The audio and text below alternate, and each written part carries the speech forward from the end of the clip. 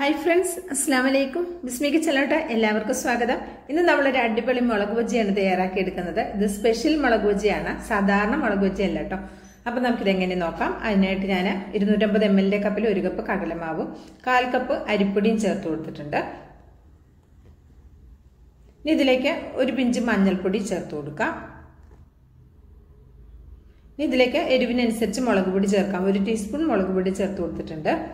ഇനി ഇതിലേക്ക് ഒരു 1/4 ടീസ്പൂൺ പെരിഞ്ജീരകത്തിന്റെ പൊടി കൂടെ ചേർത്ത് കൊടുത്തിട്ട് എല്ലാം കൂടി നന്നായിട്ടൊന്ന് മിക്സ് ചെയ്തെടുക്കുക. ഇനി ഇതിലേക്ക് ആവശ്യത്തിനുള്ള ഉപ്പ് കൂടെ ചേർത്ത് കൊടുക്കാം.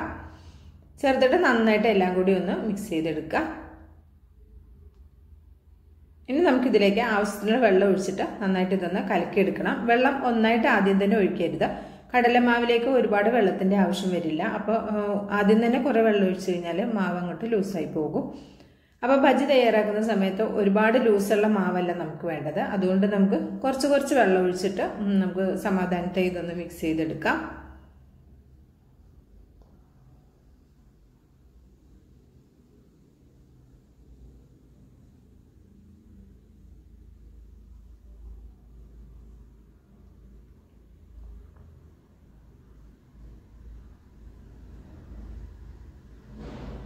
കട്ടകളൊന്നും ഇല്ലാതെ ഇതേപോലെ ഒന്ന് മിക്സ് ചെയ്തെടുക്കുക. ഞാൻ ഈ ഒരു ഗ്ലാസ്സിന് 1 ഗ്ലാസ് വെള്ളം ഫുള്ളായിട്ട് ചേർത്ത് കൊടുത്തിട്ടുണ്ട്. എന്നിട്ട് ഇത് കറക്റ്റ് പാകമാണ്. ഈ ഒരു പരുവത്തിൽ വേണം കലക്കിയെടുക്കാൻ. ഇതെല്ലാം കൂടി നന്നായിട്ട് മിക്സ് ചെയ്യുക. ഇനി ഇതിലേക്ക് ഒരു 2 പിഞ്ചോളം വരുന്ന കായത്തിന്റെ പൊടി ചേർത്ത് കൊടുക്കാം. അതുപോലെ തന്നെ 2 പിഞ്ച് അപ്പസോഡ കൂടി ചേർത്ത് കൊടുക്കാം. അപ്പസോഡ അഥവാ സോഡാപ്പൊടി, ബേക്കിംഗ് സോഡ എന്നൊക്കെ പറയും. അതുകൂടെ നമുക്ക് ചേർത്ത് കൊടുത്തിട്ട് എല്ലാം കൂടി നന്നായിട്ടൊന്ന് യോജിപ്പിച്ചെടുക്കാം.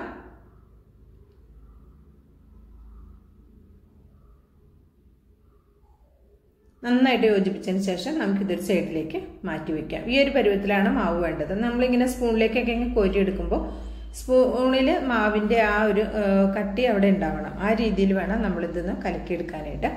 ഇനി നമ്മളിതൊരു ഫില്ലിങ്ങോട് കൂടിയിട്ടുള്ള മുളക് ബജിയാണ് തയ്യാറാക്കുന്നത്. അപ്പോൾ ഫില്ലിങ്ങിലുള്ള സാധനങ്ങൾ നമുക്ക് റെഡിയാക്കി എടുക്കാം. എന്നിട്ട് ഇതേപോലെ പാൻ വെച്ച് കൊടുത്തിട്ടുണ്ട്. ഇതിലേക്ക് ഒരു വലിയ സവാള ചെറുതായിട്ടൊന്ന് ചോപ്പ് ചെയ്തെടുത്തതാണ്, അത് ചേർത്ത് കൊടുത്തിട്ടുണ്ട്. ഇതിലേക്ക് ഞാൻ 2 ടേബിൾ സ്പൂൺ ഓയിലാണ് ചേർത്ത് കൊടുത്തിട്ടുള്ളത്. ഇനി ഈ സവാള ഒന്ന് വാടിക്കിട്ടാൻ ആവശ്യമായ ഉപ്പ് ചേർത്ത് കൊടുക്കാം.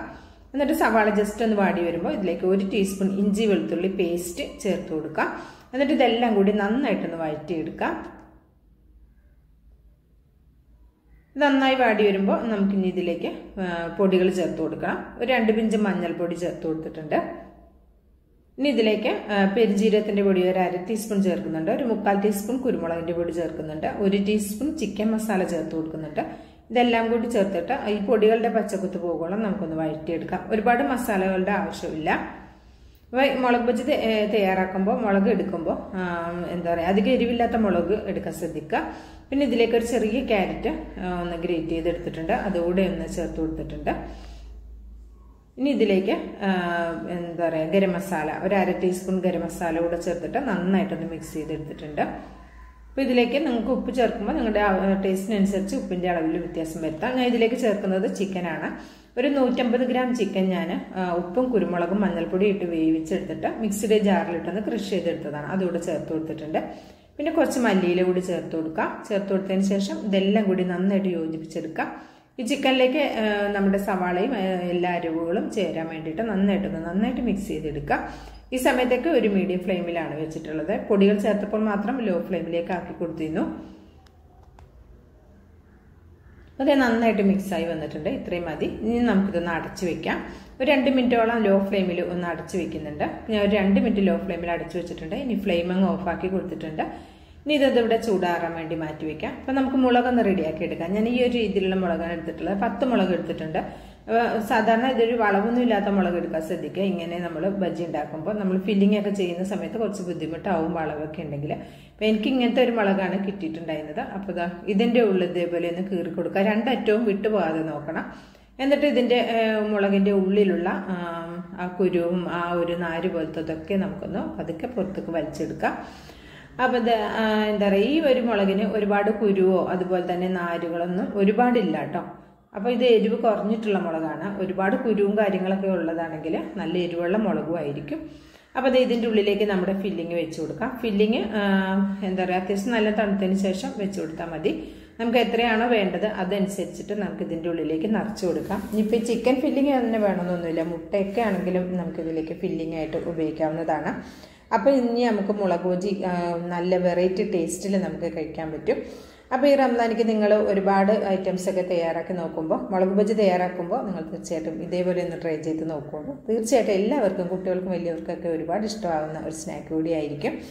ഇഷ്ടമായിട്ടുണ്ടെങ്കിൽ ഒന്ന് ലൈക്ക് ചെയ്യാനും മറക്കരുത് കേട്ടോ. അത് ഇതേപോലെ ഒന്ന് ഫില്ല് ചെയ്തെടുത്തിട്ടുണ്ട്. ഇതേപോലെ നമുക്ക് ബാക്കിയുള്ളതും ഫില്ല് ചെയ്തെടുക്കാം. അതേ മുഴുവനും ഞാൻ ഫില്ല് ചെയ്തിട്ടുണ്ട്. എനിക്ക് 9 എണ്ണത്തിനാണ് ഫില്ലിങ് ഉണ്ടായിരുന്നത്. 9ാമത്തേന് കുറച്ച് ഫില്ലിങ് ഉണ്ടായിരുന്നുള്ളൂ കേട്ടോ. എല്ലാതും ഞാനങ്ങനെ ഫില്ല് ചെയ്ത് റെഡിയാക്കി എടുത്തിട്ടുണ്ട്. ഇതൊന്ന് കവുത്തി നോക്കിയാലും ഇതൊന്നും ഊർന്ന് ചാടി പോകുമൊന്നുമില്ല കേട്ടോ. അപ്പം നമ്മുടെ മാവ് ഇവിടെ റെഡി ആയിട്ടുണ്ട്. നമുക്കിത് ഫ്രൈ ചെയ്തെടുക്കാം. അതിനായിട്ട് കുറച്ചധികം എണ്ണ ഞാൻ ഇവിടെ ചൂടാക്കാൻ വെച്ചിട്ടുണ്ട്. ഓയിലാണ് എടുത്തിട്ടുള്ളത്, സൺഫ്ലവർ ഓയിൽ. ഇനി ഓരോ മുളകും നമുക്ക് ഇതേപോലെ മാവിലേക്ക് ഒന്ന് മുക്കി കൊടുക്കാം. മുക്കിയതിന് ശേഷം നമുക്ക് എണ്ണയിലേക്ക് ഇട്ട് കൊടുക്കാം. നിങ്ങൾ ഇങ്ങനെ തയ്യാറാക്കുമ്പോൾ ഒരു ഗ്ലാസ്സിലേക്ക് മാവ് ഒഴിച്ചിട്ട് അതിലേക്ക് ഇങ്ങനെ മുളകൊന്ന് മുക്കുകയാണെങ്കിൽ കുറച്ചുകൂടി ഈസി ആയിരിക്കും കേട്ടോ.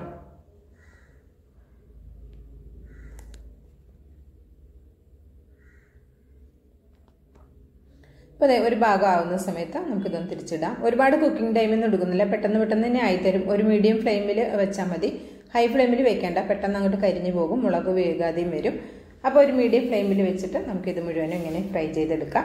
വളരെ സിമ്പിളായിട്ട് ചെയ്തെടുക്കാവുന്ന നല്ല ടേസ്റ്റി ആയിട്ടുള്ള ഒരു അടിപൊളിയായിട്ടുള്ള വെറൈറ്റി ആയിട്ടുള്ള ഒരു സ്നാക്കിൻ്റെ റെസിപ്പിയാണ് ഇത്. നമുക്ക് നോമ്പുതുറയുടെ സമയത്ത് ഉപയോഗിക്കാം, അല്ലെങ്കിൽ ഇത് 4 മണി ചായക്കപ്പാണ് കഴിക്കുന്നതെങ്കിൽ അങ്ങനെയും ഉപയോഗിക്കാം. ഒരു ഗസ്റ്റ് വന്നാലും കൂടി തയ്യാറാക്കി കൊടുക്കാൻ പറ്റിയ ഒരു വെറൈറ്റി സ്നാക്കാണ്. മുഴുവനും ഇവിടെ റെഡി ആയിട്ടുണ്ട്. അപ്പം ഞാനിതൊന്ന് കട്ട് ചെയ്ത് കാണിച്ചു തരാം. ഇതിൻ്റെ ഉള്ളിൽ നമുക്ക് നോക്കി നോക്കാം.